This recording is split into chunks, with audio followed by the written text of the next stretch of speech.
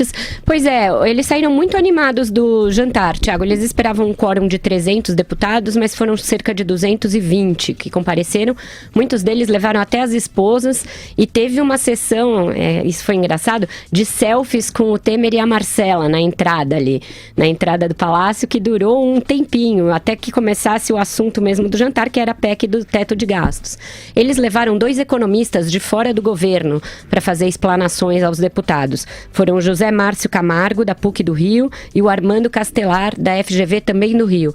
Os dois fizeram explanações em PowerPoint, e o tecnológico da coisa é que eles espalharam vários telões pelo Alvorada para que os deputados que tivessem em vários salões, em vários pontos, pudessem acompanhar ali as explanações. Eles classificaram como muito convincentes e objetivas essas 2 exposições. Os dois falaram que sem a PEC do teto, o risco é de hiperinflação, insolvência num curto prazo e falência dos serviços públicos. Foram os termos usados ali, foram bastante duros.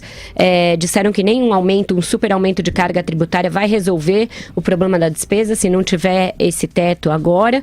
Os deputados se disseram convencidos, saíram de lá dispostos a votar. Foi uma boa jogada, né, Vera? Foi uma boa jogada. Todos eles destacaram o ineditismo dessa iniciativa do Temer, porque mesmo quando se convida para o Palácio, geralmente são só os líderes. Dessa vez o baixo clero todo pôde ir, pôde levar as mulheres. Isso tem um poder sobre esse deputado que se sente sempre desprestigiado, não atendido. Ele se sente importante, se sente integrando ali o sistema político e passa a ter mais boa vontade com as pautas do governo. Serviram uma carne com risoto de fungo que disseram que dessa vez estava boa, o mesmo salmão da outra vez, uma salada e uma massa ali.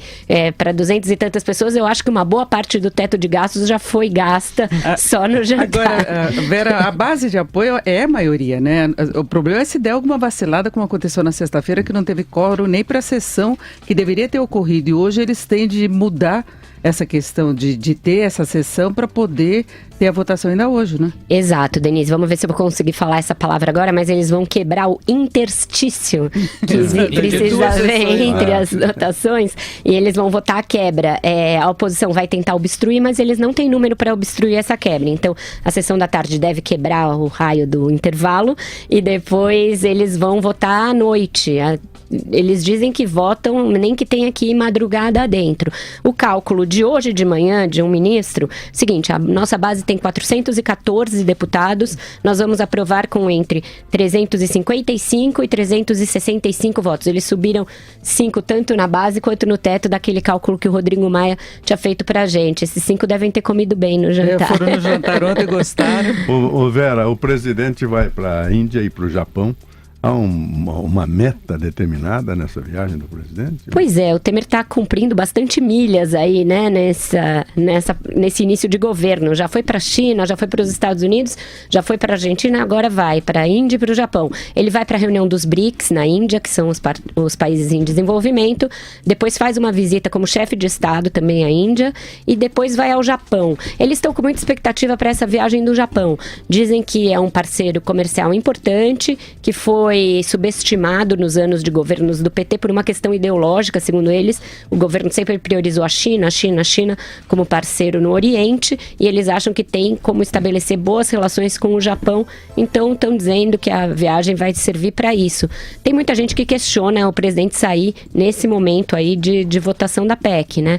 Mas ele vai e volta só dia 20, segundo eles, a tempo de acompanhar o segundo turno da votação na Câmara.